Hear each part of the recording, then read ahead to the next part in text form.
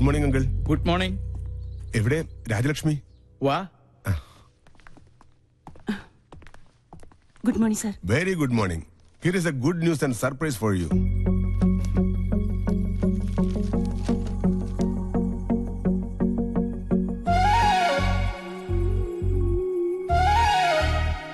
എന്താ മോളെ? Releasing order കോടതി വെറുതെ വിട്ടു. എനിക്ക് ഉറപ്പുണ്ടായിരുന്നു, എല്ലാത്തിന്റെയും മുകളിൽ ഒരു ന്യായാധിപനുണ്ടല്ലോ, ഈശ്വരൻ. അവന്റെ തീർപ്പ് നമുക്ക് അനുകൂലമാവുള്ളൂ.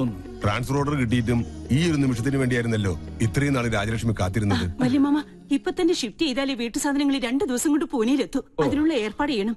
ഞാൻ നാട്ടിലൊന്ന് വിളിച്ചറിയിക്കട്ടെ. ഈ ഒരു വിവരം അറിയാൻ അവരും കാത്തിരിക്കുക. അയ്യോ, ഞാൻ മറന്നു. സാറിന് എന്താ കുടിക്കാൻ?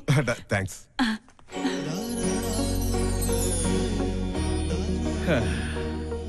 ഇത്രയും നാൾ കാർമേഘം മൂടിയ മനസ്സായിരുന്നു അതിൻ്റെത്. ഇപ്പോഴാ ഒന്ന് തെളിഞ്ഞു കണ്ടത്. എന്തായാലും ഇവിടെ വെച്ച് സംഭവിച്ചതെല്ലാം എന്നും നല്ലൊരു ഓർമ്മയായി മനസ്സിലിരിക്കട്ടെ. ഒന്നും അങ്ങോട്ട് പെട്ടെന്ന് മറക്കാൻ പറ്റില്ലല്ലോ. Anyway, all the best. Okay, കേറ്.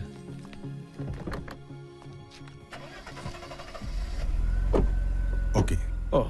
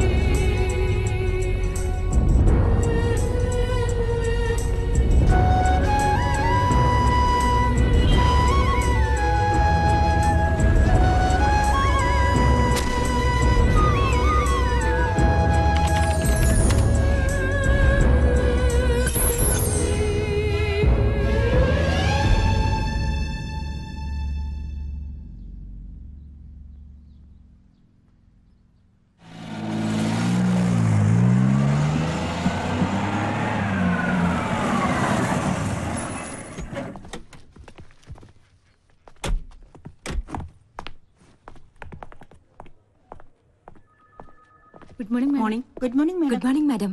മോർണിംഗ്.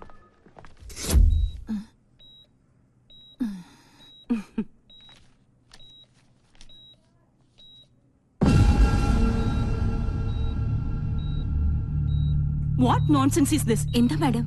എന്റെ പേഷ്യന്റിന്റെ കേസ് ഷീറ്റിൽ ഞാൻ പ്രിസ്ക്രൈബ് ചെയ്യാത്ത മെഡിസിൻസ് ഒക്കെ എഴുതി ചേർത്തിരിക്കുന്നു. Who did this?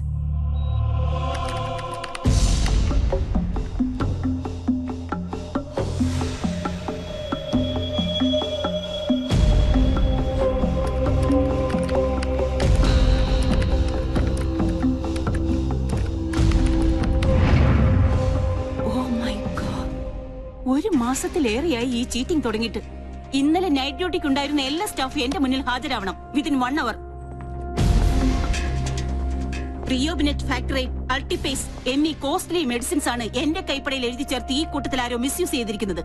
മാസങ്ങളായി ലക്ഷക്കണക്കിന് രൂപയുടെ അഴിമതിയാണ് എന്റെ പേരിൽ ഇവിടെ നടന്നുകൊണ്ടിരിക്കുന്നത്. It's A criminal offence.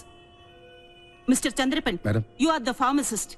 നിങ്ങളുടെ അറിവോടാണ് സ്റ്റോറിൽ നിന്ന് ഈ മെഡിസിൻസ് ഒക്കെ ഡെലിവറി ചെയ്തിരിക്കുന്നത്. പ്രിസ്ക്രിപ്ഷനിൽ മാഡത്തിന്റെ ഹാൻഡ് റൈറ്റിംഗ് മെഡിസിനാണ് ഞാൻ സപ്ലൈ ചെയ്തത്. പക്ഷേ സ്റ്റോറിൽ നിന്ന് ഡെലിവറി ചെയ്തിട്ടുള്ള ആ മെഡിസിൻസ് ഡ്യൂട്ടി നഴ്സോ എന്റെ പേഷ്യൻസോ കണ്ടിട്ടുമില്ല, ഉപയോഗിച്ചിട്ടില്ല. പിന്നെ എവിടെ പോയി? എനിക്കറിയാം, വൻ മാഫിയയുടെ ദല്ലാളനായി ആരോ ഒരാൾ ഈ കൂട്ടത്തിലുണ്ട്. അതാരായിരുന്നാലും എന്റെ പ്രൊഫഷണൽ എത്തിക്സിനെയാണ് ചീറ്റ് ചെയ്തിരിക്കുന്നത്. Whoever has committed the crime, I will bring him in front of the law.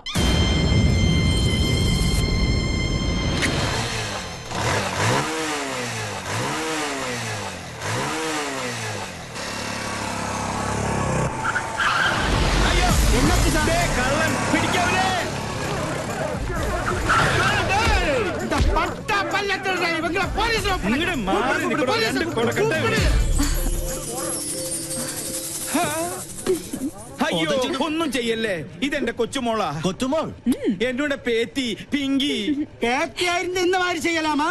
എന്ത് ചെയ്യാനാ, ഇങ്ങനെയായി പോയി. സഹകരിച്ചതിന് എല്ലാവർക്കും നന്ദി. ഓക്കെ ഓക്കെ നല്ല വച്ചിക്ക ഒക്കെ പേത്തിയ. Thank you, thank you, thank you. എന്നാ ഉലകം കടവുളെ. എന്റെ ഈശ്വര, ഇങ്ങനെ ഒരു സന്തതി. ഹെൽമെറ്റും ജാക്കറ്റും ഇട്ട് നീ ആര്, ജെയിംസ് ബോണ്ടോ? നാട്ടുകാരി ഇപ്പൊ തല്ലിക്കൊന്നാനെ. പിന്നെ ഞാൻ കുറച്ച് കാശ് വെച്ചപ്പോ മുത്തശ്ശന്റെ കയ്യിലില്ല. എന്നിട്ട് രാവിലെ തന്നെ പൂഴ്ത്തി വെച്ചത് മാന്തിയെടുക്കാൻ വന്നേക്കുന്നു. അയ്യേ, 200 രൂപയോ? ഇതാണോ ATM വന്ന് ഇത്ര മെനക്കെട്ടെടുത്തത്? കഷ്ടം. ചുമ്മാ അതല്ല, നാട്ടുകാര് പിശുക്കം പെള്ളാന്ന് വിളിക്കുന്നത്. സിവിലിയൻ കോളനിയിലെ പിള്ളേരെ കൂടെ കൂടി എല്ലാ തെമ്മാടിത്തരങ്ങളും പഠിച്ചു വെച്ചിരിക്കുക. ഇങ്ങനെ ഒരു വിത്ത് എന്റെ മോന്റെ രക്തത്തെ തന്നെ പിറന്നൂല്ലോ. 50 പൈസ. എവിടെ?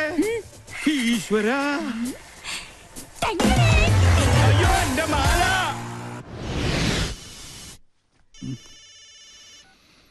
ഹലോ. ആ എവിടെടാ? ഞാൻ നിന്റെ വീടിന്റെ മുമ്പിലുണ്ട്, നീ പുറത്തേക്ക് വാ. ആ എന്തായി, സംഗതി സക്സസ് അല്ലേ? മുത്തശ്ശന്റെ കയ്യിൽ നിന്ന് 200 രൂപയെ കിട്ടിയുള്ളൂ. വീടിന് തീ പിടിക്കുമ്പോ ഫയർഫോഴ്സിന് മിസ് കോൾ അടിക്കുന്നതിനോ നിന്റെ മുത്തച്ഛൻ. ഇനി എന്ത് ചെയ്യും? സംഗതിയുടെ സീരിയസ്നെസ് അറിയാലോ. വേറെ നോപ്പിച്ചിട്ടുണ്ട്. ആഹാ, എന്തായാലും ഫാൻസി ഡ്രസ് പാടായില്ല. ചുമ്മാ അല്ല നിന്നെല്ലാവരും പങ്കെന്ന് വിളിക്കുന്നത്. പോടാ ഡാഷേ, ഇനി വീട്ടിൽ ചെന്ന പണ്ടത്തിന് പകരം മുത്തശ്ശൻ എന്റെ കുടൽപ്പണ്ട് എടുക്കും. അതുറപ്പല്ലേ? പോടാ പോടാ. എന്നാ പിടിച്ചേ, അപ്പൊ നമുക്ക് സ്പോട്ടിൽ വെച്ച് കാണാം. ഓക്കേ ഓക്കെ, ഇതിൽ ഒതുങ്ങൂ.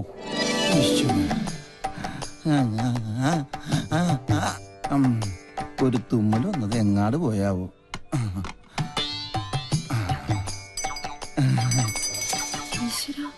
അക്കരെ ഇക്കരെ നിന്നാലെങ്ങനെ ആശ തീരും, സ്വഹ ആശ തീരും.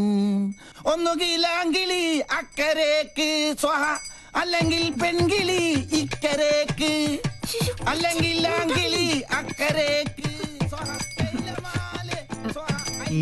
എന്റെ പെങ്ങൾക്കും അളിയനും ഇങ്ങനെ അക്കരെ ഇക്കരെ നോക്കി ജീവിതം തൊലക്കേണ്ട ഗതികേടായി പോയല്ലോ ദൈവമേ. പാവം, ഒന്നും കഴിച്ചു കാണില്ല. അനുഭവിക്കട്ടെ. ശുദ്ധനായ നമ്മുടെ അച്ഛനെ ഇങ്ങനെ ഒറ്റ ദിവസം കൊണ്ടാ വട്ടനാക്കി മാറ്റിയത്.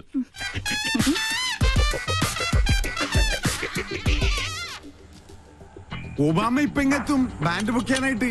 അമേരിക്കൻ പ്രസിഡന്റ് ഓട്ടോയുടെ ശബ്ദം കേട്ടില്ലേ?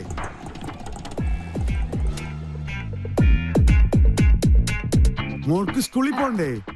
ഇങ്ങനെ മടിച്ചായാലോ? ഇക്കൊല്ലം കൂടി കഴിഞ്ഞ അടുത്തത് 10ാം ക്ലാസ്സിലാ.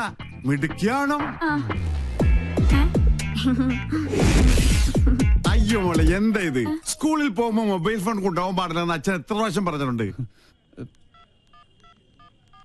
ചാർജ് ചെയ്തില്ലേ?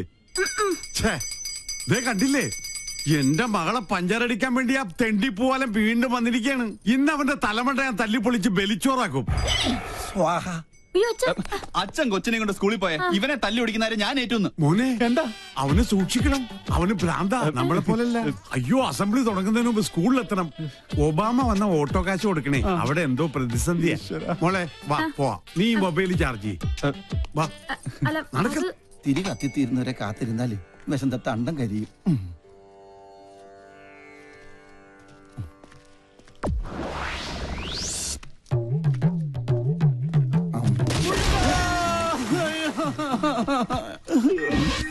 ആഹാ, അയ്യോ, എന്തിനാ റോട്ടിൽ കിടക്കണത്? വീട്ടിൽ പോയി കിടന്നൂടെ?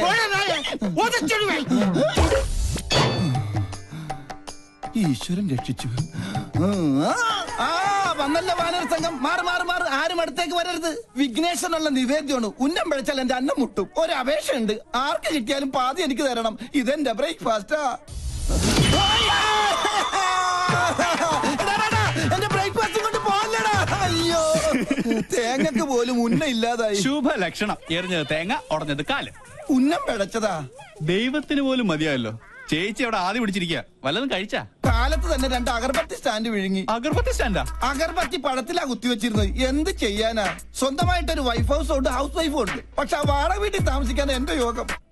സ്വയം വരുത്തി വെച്ചല്ലേ. ഞാനാ. ഇവിടെ ഇങ്ങനെ ഒരു പ്രേമകുടീരം കെട്ടി താമസിക്കാതെ അളിയന് ചേച്ചിയും കൊണ്ട് എങ്ങോട്ടെങ്കിലും ഒളിച്ചോടിക്കൂടെ? 13 തവണ ശ്രമിച്ചല്ലേ. അപ്പോഴൊക്കെ ആ വട്ടന്റെ അല്ല ആ വട്ടച്ചന്റെ കയ്യിൽ നിന്ന് തലക്കെട്ട് കിട്ടി. നല്ല ISI മാർക്കുള്ള മുദ്ര ഇപ്പോഴും എന്റെ മൂർധാവി കിടപ്പുണ്ട്. ശ്രീലങ്കട ഭൂപടം പോലെ. ചിരിക്കണ മധുര 16കാരിയെ സ്വന്തം ചിറകിനുള്ളിൽ ഒളിപ്പിച്ച് വെച്ചിരിക്കല്ലേ. ആ വട്ടൊന്ന് മാറിക്കിട്ടാൽ എനിക്കൊരു ദാമ്പത്യമുള്ളൂ. അളിയനിപ്പോ കണ്ടകശനിയാ. അത് കൊണ്ടേ പോവും.